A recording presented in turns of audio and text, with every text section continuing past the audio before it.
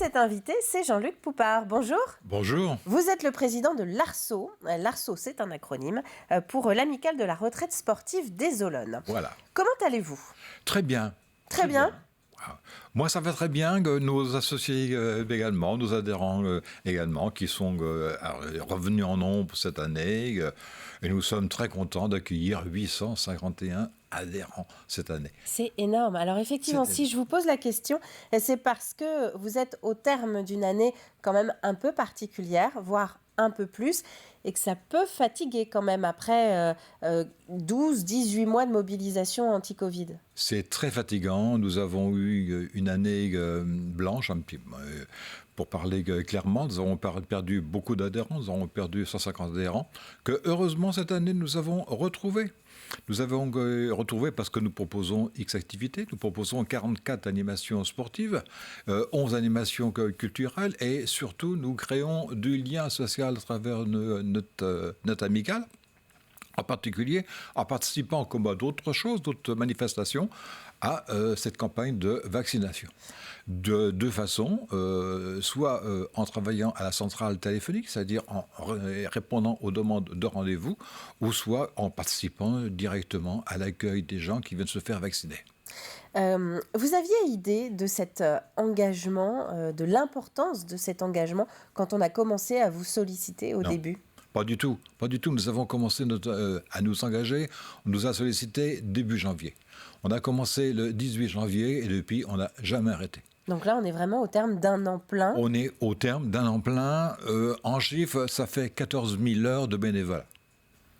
14 000 heures de bénévolat, rien que pour l'ARSO. Rien que pour l'ARSO. Donc sur le bassin des Sables d'Olonne. Uniquement sur le bassin des Sables d'Olonne. Dans la campagne de vaccination anti-Covid et d'information, en tout cas. Ça a été facile, justement, de mobiliser un petit peu vos troupes sur le sujet au début. Oui. On était en plein flou, quand même, encore début 2021. Ils sont habitués à rendre service, ils sont habitués à aller aider pour des concerts, pour différentes manifestations à la demande des municipalités. Parce qu'à l'époque, il y en avait 3. Maintenant, il n'y en a plus qu'une au Sables d'Olonne. Et nous répondons toujours à la demande lorsqu'on nous demande d'aider. On ne s'attendait pas à une telle mobilisation. On ne s'attendait pas à avoir à mettre à la disposition de la municipalité, de ce centre d'accueil, 16 personnes par jour. Mais en fin de compte, tout le monde a répondu et nous avons 150 bénévoles qui se relaient régulièrement pour ces permanences téléphoniques ou éventuellement pour être présents au centre de vaccination. C'est vrai que d'une manière générale, l'ARSO, c'est un véritable vivier de bénévoles. Vous avez parlé d'activités, puisque vous proposez des activités à vos adhérents, mais on fait aussi appel à vous dès qu'il y a de grosses manifestations sur les Sables d'Olonne. Mais c'est la façon pour nous de créer du lien. Tous nos amis, tous nos adhérents sont là, justement. C'est un petit peu ce qui fait notre force. Si nous avons maintenu notre quota d'adhérents à 850, parce qu'on s'est fixé à 850 adhérents, et encore nous avons mis 850, mais nous avons 50 qui sont sur une liste d'attente, donc nous avons quand même une grosse demande. C'est justement parce que nous apportons quelque chose de, je ne vais pas dire de plus que les autres, mais si, je crois quand même que ce côté convivial fait qu'on apporte quelque chose d'autre aux autres. Vous savez que vous êtes un président d'association qui doit en faire rêver pas mal d'autres présidents d'association quand on entend que vous avez des adhérents sur liste d'attente. C'est vrai, mais ce qui ne nous empêche pas quand même de jouer la carte de la solidarité et de dire, écoutez, nous on ne peut plus vous accueillir, mais éventuellement aller voir d'autres associations et nous donnons l'adresse d'autres associations qui sont, il y en a quand même presque 200 sur les Sables d'Olonne, et ce qui nous permet un petit peu de... Mais nous avons une grosse demande puisque nous avons 50 personnes qui attendent qu'une place se libère pour venir avec nous. Concernant donc la mobilisation contre le Covid-19, comment ça s'est passé? Vous avez eu un petit peu de formation, vous avez été encadré? Oui, bien sûr, il ne faut quand même pas oublier que nos 850 adhérents sont des gens qui viennent de tout milieu associé, tout milieu professionnel. Nous avions des professionnels de santé, j'en suis un, à la retraite évidemment, et nous en avons beaucoup comme ça, qui au point de départ ont répondu d'accord. Ça va nous permettre de retrouver un petit peu d'activité. Moi j'étais médecin, moi j'étais infirmier, moi j'étais kiné, j'étais ici, là, donc de reprendre un petit peu d'activité. Ce sont ces premières personnes qui ont été en première ligne. Ce qui m'a fait quand même très peur, car c'était des gens qui n'étaient pas vaccinés, qui n'avaient aucune protection par rapport à la Covid. Mais en fin de compte, ça s'est bien passé. Tout le monde a été vacciné, toute personne accueillie. Puis nous rentrions dans la tranche d'âge des 70 ans, 65 ans. Donc nous avons pu être vaccinés. Et ça a quand même été relativement facile. Puis ça se passe dans un bon climat. Ça se passe dans un bon climat. Il y a quelquefois des petits dépassements d'humeur, mais ça faut un petit peu comprendre que la personne qui attend au téléphone pendant 10 minutes, elle en a marre. Et quand elle a quelqu'un au téléphone, excusez-moi du terme, elle l'engueule. Hein, mais nous sommes formés à ça. Bon, en fin de compte, avec un petit mot d'humour, on arrive à s'en tirer, on arrive à solutionner le problème. Il faut garder le moral et surtout rester positif quand on sait que tout ça, c'est du bénévolat. C'est-à-dire se faire un petit peu accrocher au téléphone ou même dans un centre de vaccination quand on est là finalement pour aider les autres. C'est un peu dur. C'est un petit peu dur, mais vous savez, on a tellement de joie de voir, quand il y a été question de vacciner les gens de plus de 75 ans, de voir des gens nous accueillir, nous dire merci, nous accueillir avec un grand sourire.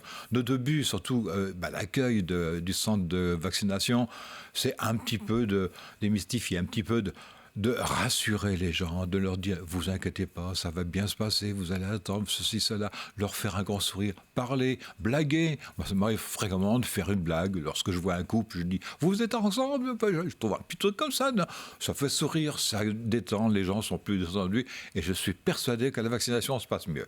Et que ça se passe dans la bonne humeur. Ça se passe dans la bonne humeur. Il y a quelques grincheux, mais les grincheux, on en a partout. Et est-ce qu'aujourd'hui, donc, le dispositif est le même ou il est un petit peu plus léger qu'il a pu l'être ces derniers mois? Il a été allégé depuis le mois de septembre, où on a été passé de 1200 vaccinations par jour à 300, 400 vaccinations. Et à partir d'aujourd'hui, ou sinon demain, nous passerons à 1000 vaccinations.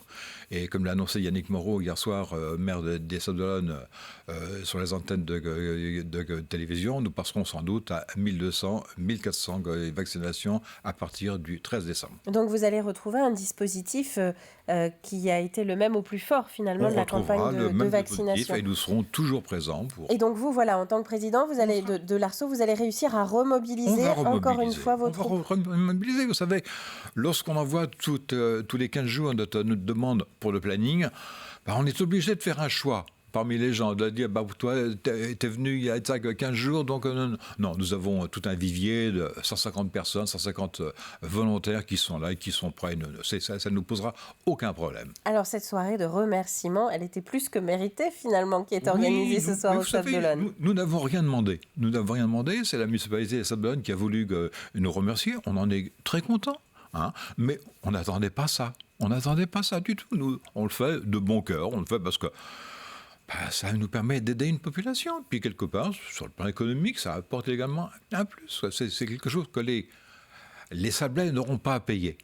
Mais vous avez conscience quand même de votre rôle indispensable finalement dans le bon fonctionnement de ces centres de vaccination? Personne. Dans l'organisation, l'accueil? Oui, mais je dirais que personne n'est indispensable. Ce serait passé avec d'autres associations.